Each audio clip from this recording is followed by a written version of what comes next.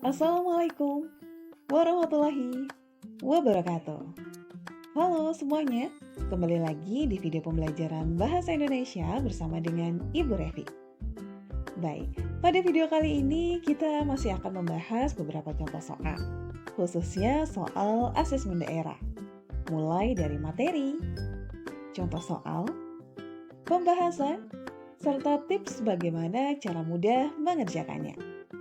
Nah, pada video kali ini kita akan fokus membahas pada salah satu prediksi kisi-kisi yang akan keluar dalam asesmen daerah, yakni tentang informasi tersurat. Nah, tanpa berlama-lama, yuk kita simak video berikut.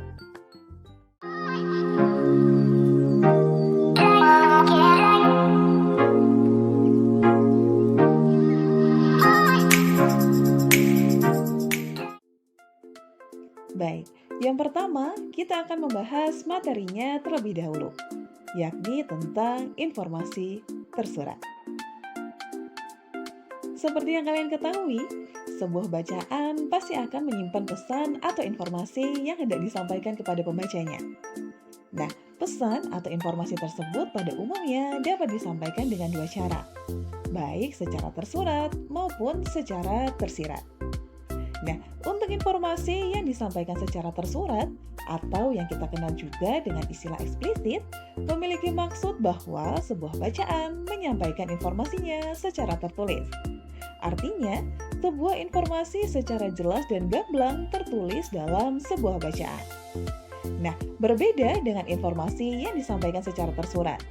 Untuk informasi tersirat, atau yang kita kenal juga dengan istilah implisit, menempatkan informasi dalam bacaan secara tersembunyi, atau tidak secara langsung tertulis pada sebuah bacaan.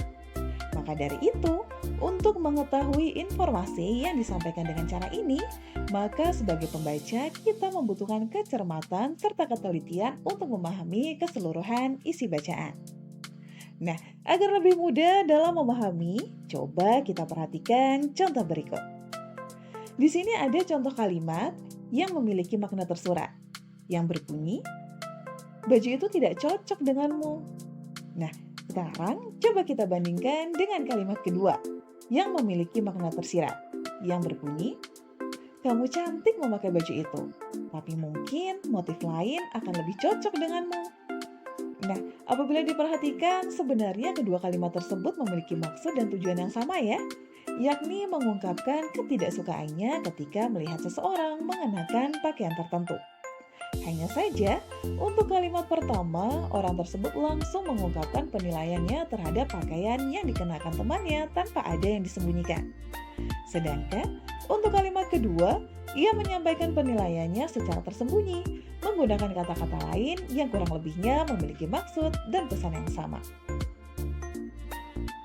Nah, setelah kalian paham tentang perbedaan antara informasi tersirat dan informasi tersurat, sekarang Ibu akan memberikan tips bagaimana cara mudah menggali informasi dalam sebuah bacaan, terutama pada bacaan yang menyampaikan informasinya secara tersurat.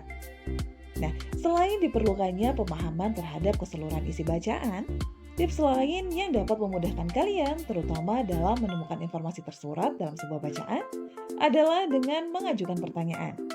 Yang mana pertanyaan tersebut familiar kita dengar dengan sebutan 5W1H, atau kita kenal juga dengan sebutan adik Simba, yakni apa, di mana, kapan, siapa, mengapa, dan bagaimana. Nah, dengan mengajukan pertanyaan-pertanyaan tersebut, dengan mudah kita dapat memastikan apakah suatu informasi betul-betul sesuai dengan yang disampaikan dalam sebuah bacaan atau tidak. Nah, sesuai dengan apa yang sudah dijelaskan sebelumnya, agar kalian lebih paham, selanjutnya kita akan membahas beberapa contoh soal yang berkaitan dengan informasi tersurat. Soal-soal yang akan kita bahas adalah soal-soal yang muncul pada pemantapan dan persiapan asesmen daerah selama 3 tahun terakhir. Nah, tanpa berlama-lama, yuk kita langsung mulai pembahasannya. Baik, kita masuk ke soal yang pertama ya. Di sini ada paragraf yang berbunyi, daging jangan dijadikan hidangan utama makanan Anda. Lebih baik jadikan biji-bijian dan sayuran sehat sebagai porsi utama Anda dan daging sebagai lauk. Dengan cara ini, Anda akan kenyang lebih cepat. Dengan mengonsumsi biji-bijian dan sayuran lebih banyak, vitamin dan serat juga lebih banyak didapat. Cara ini lebih efektif untuk program diet jangka panjang. Pertanyaannya, pernyataan yang sesuai dengan teks tersebut adalah A. Daging lebih baik untuk menu diet karena mengandung banyak serat. B. Mengonsumsi daging akan membuat kita mudah terserang penyakit. C. Biji-bijian dan sayuran akan membuat Anda lebih cepat kenyang. Atau D. Biji-bijian lebih baik dijadikan lauk daripada daging. Nah, menurut kalian, dari opsi jawaban yang ada, jawaban mana sih yang paling tepat untuk menjawab pertanyaan tersebut?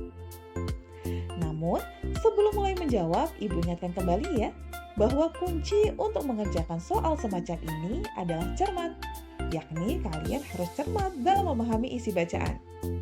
Setelah kalian mencermati dan memahami isi bacaan, langkah berikutnya kalian bisa menggali informasi yang ada dalam bacaan tersebut dengan mengajukan pertanyaan, seperti yang sudah Ibu sampaikan sebelumnya.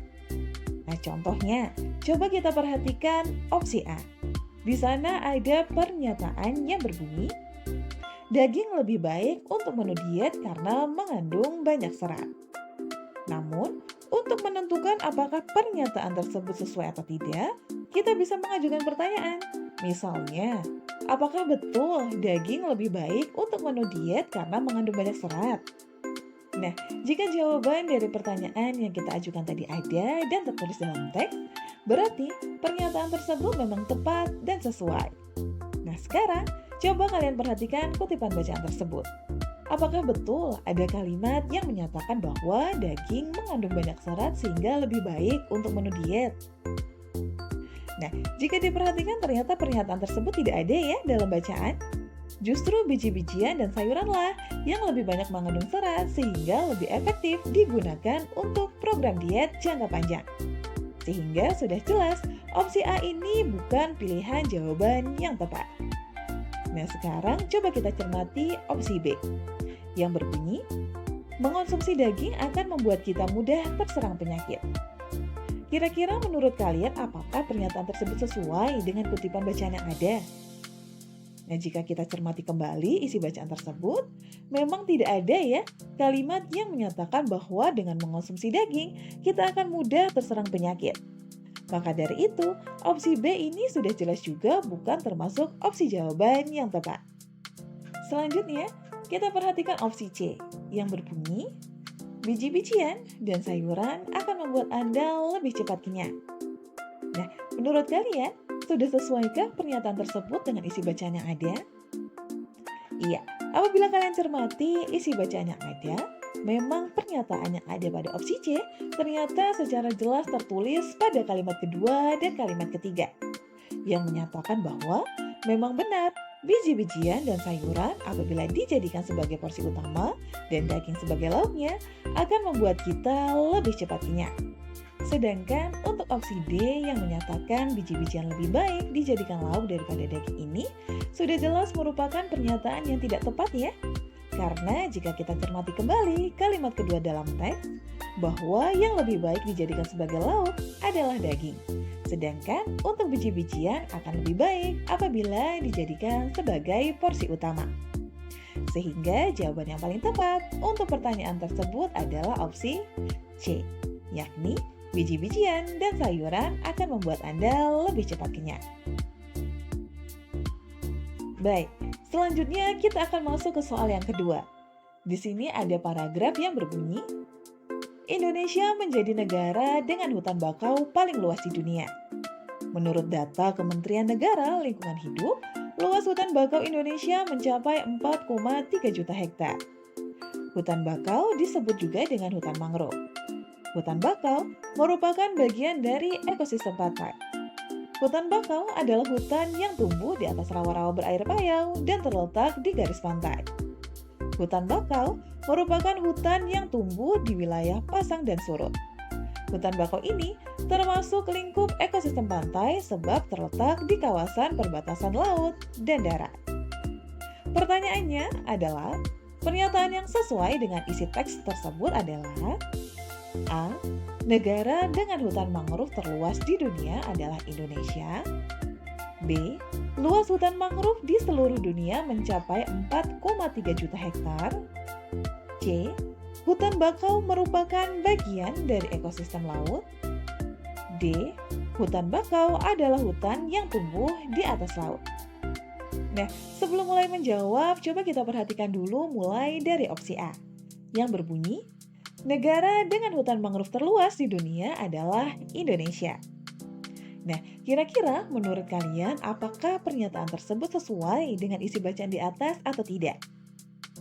Nah, untuk mengetahuinya, sekarang coba kita perhatikan kalimat pertama dan kalimat ketiga pada kutipan teks tersebut. Yang mana kalimat pertama menyatakan bahwa Indonesia adalah negara yang memiliki hutan bakau paling luas di dunia. Kemudian untuk kalimat ketiga, ada kalimat yang menyatakan bahwa hutan bakau ternyata memiliki sebutan lain, yakni hutan mangrove. Yakni artinya, hutan bakau atau hutan mangrove ini ternyata sama saja ya, hanya penyebutannya saja yang berbeda. Otomatis, pernyataan pada opsi A ini memang sudah sesuai ya dengan kutipan bacaan yang ada. Yang mana negara dengan hutan mangrove terluas di dunia adalah Indonesia. Sedangkan untuk opsi B, ini merupakan pilihan jawaban yang masih belum tepat. Karena 4,3 juta hektar ini hanya luas hutan mangrove yang ada di Indonesia saja, bukan keseluruhan luas hutan mangrove di dunia. Kemudian untuk opsi C, ini juga sama, ini bukan pernyataan yang tepat. Karena apabila kalian perhatikan kembali kutipan teks yang ada, khususnya pada kalimat keempat, di sana terlihat jelas ya, bahwa hutan bakau ini merupakan bagian dari ekosistem pantai, bukan ekosistem laut. Nah, untuk opsi yang terakhir, ini juga sama, ini termasuk opsi yang masih belum tepat. Karena jika kalian perhatikan kalimat ke-6 pada kutipan teks tersebut, tertulis jelas bahwa hutan bakau merupakan hutan yang tumbuh di wilayah pasang dan surut, bukan hutan yang tumbuh di atas laut. Sehingga jawaban yang paling tepat untuk pertanyaan tersebut adalah opsi A, yakni negara dengan hutan mangrove terluas di dunia adalah Indonesia. Baik, kita masuk pada soal yang ketiga ya. Di sini ada paragraf yang berbunyi, gempa bumi terjadi karena pergeseran atau gerakan lapisan dasar bumi dan letusan gunung berapi yang dahsyat. Gempa bumi terjadi begitu cepat dengan dampak yang sangat besar bagi lingkungan sekitarnya, seperti korban jiwa dan hancurnya bangunan. Berdasarkan penyebab terjadinya, gempa bumi dapat digolongkan menjadi dua jenis, yaitu gempa tektonik dan gempa vulkanik. Gempa tektonik terjadi karena lapisan kerak bumi menjadi lunak sehingga mengalami pergeseran atau pergerakan. Sementara itu, gempa vulkanik terjadi dikarenakan adanya letusan gunung berapi. Gempa vulkanik lebih jarang terjadi dibandingkan dengan gempa tektonik. Pertanyaannya, pernyataan yang sesuai isi kutipan teks tersebut adalah A. Gempa tektonik dapat terjadi karena adanya letusan gunung berapi yang dahsyat. B. Gempa tektonik biasanya lebih jarang terjadi dibandingkan dengan gempa vulkanik. C. Ada dua jenis gempa bumi berdasarkan penyebab terjadinya, yaitu gempa vulkanik dan gempa tektonik. D. Gempa bumi terjadi sangat cepat memiliki dampak bagi lingkungan sekitarnya seperti tsunami dan longsor. Nah, sebelum kita menjawab, coba kita perhatikan opsi A terlebih dahulu, yang berbunyi, gempa tektonik dapat terjadi karena adanya letusan gunung berapi yang dahsyat. Nah, dari pernyataan tersebut menurut kalian, apakah kira-kira sudah sesuai dengan isi bacaan di atas atau belum? Iya, apabila kita perhatikan terutama pada kalimat keempat pada bacaan tersebut, sudah tertulis jelas ya, bahwa gempa tektonik itu terjadi karena lapisan kerak bumi yang menjadi lunak sehingga mengalami pergeseran atau pergerakan, bukan dikarenakan adanya letusan gunung berapi. Berarti sudah jelas opsi A ini tidak tepat. Nah, berikutnya kita perhatikan opsi B. Di sana ada pernyataan yang berbunyi, gempa tektonik biasanya lebih jarang terjadi dibandingkan dengan gempa vulkanik. Nah, pernyataan tersebut sebenarnya sudah jelas salah ya.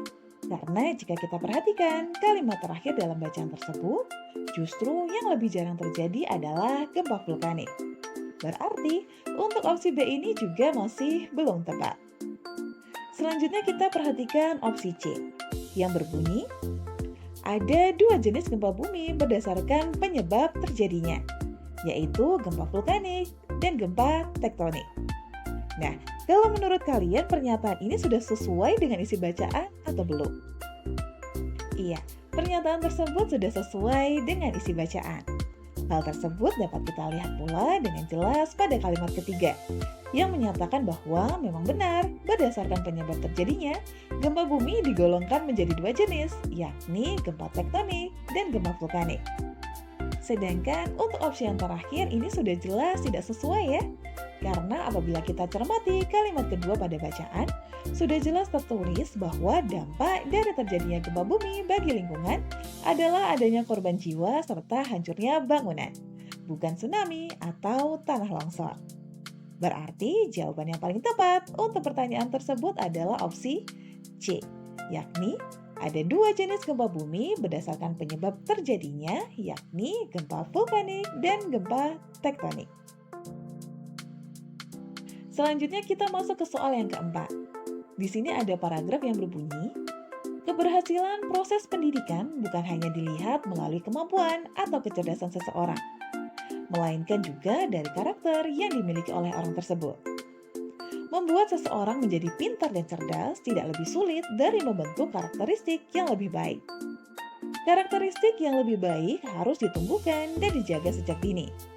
Keduanya perlu didapatkan untuk menjaga keseimbangan kehidupan dan mencapai kesuksesan.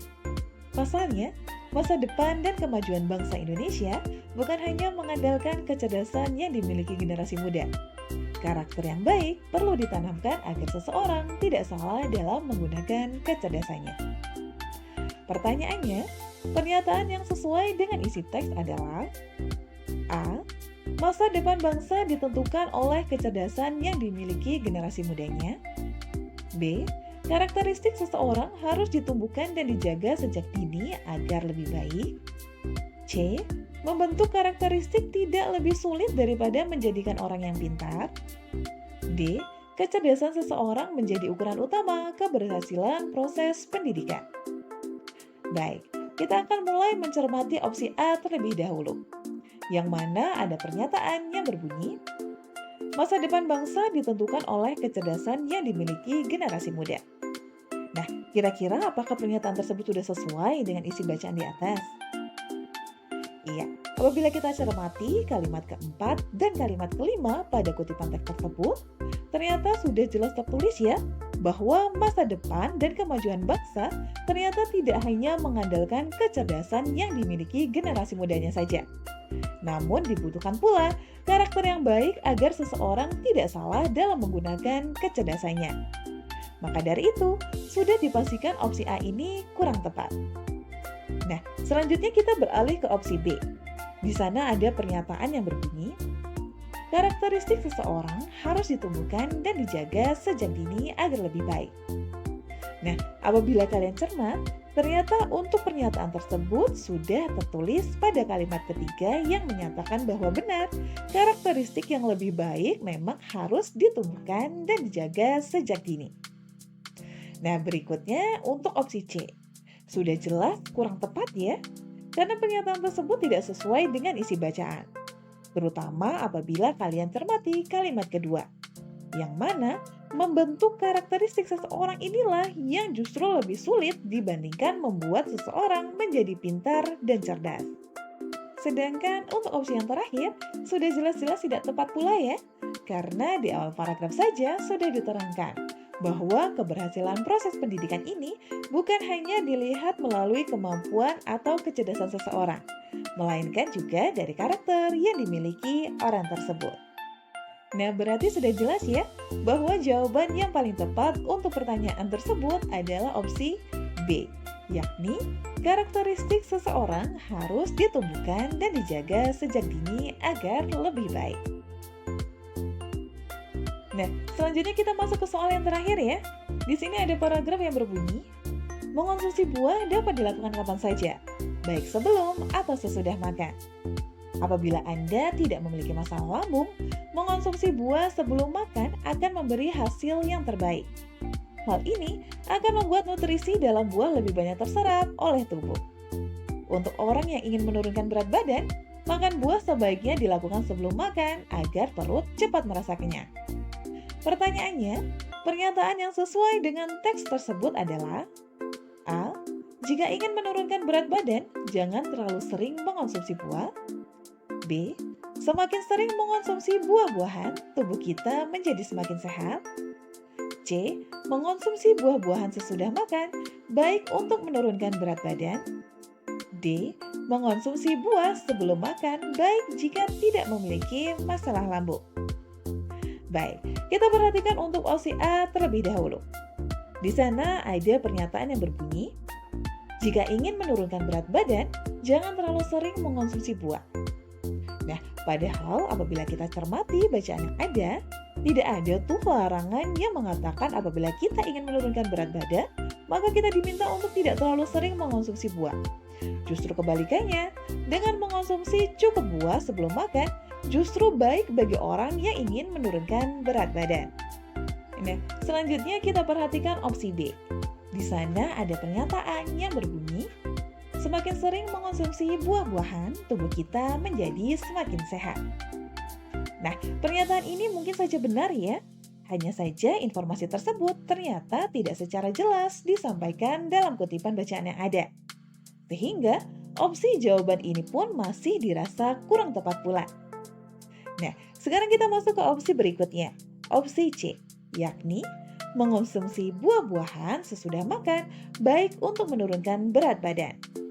Nah, untuk pernyataan ini sudah jelas merupakan pernyataan yang tidak sesuai dengan isi bacaan.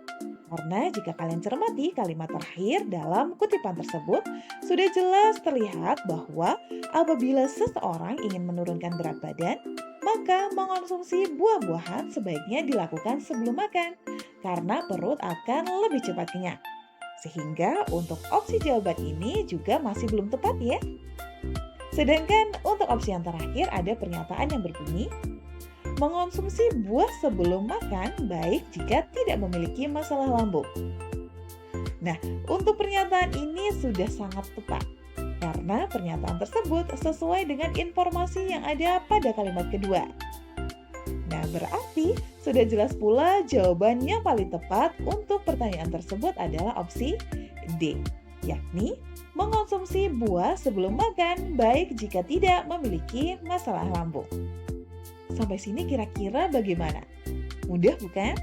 Intinya, seperti yang sudah Ibu sampaikan sebelumnya, untuk mengerjakan soal dengan tipe yang seperti ini, kalian memang harus cermat. Jangan terburu-buru. Selain itu, kalian juga dapat mengajukan pertanyaan guna menggali informasi yang ada dalam sebuah bacaan. Nah, demikian tadi untuk pembahasan materi serta prediksi soal yang muncul pada asesmen daerah. Semoga ilmu yang disampaikan bermanfaat dan sampai jumpa di video berikutnya. Wassalamualaikum warahmatullahi wabarakatuh.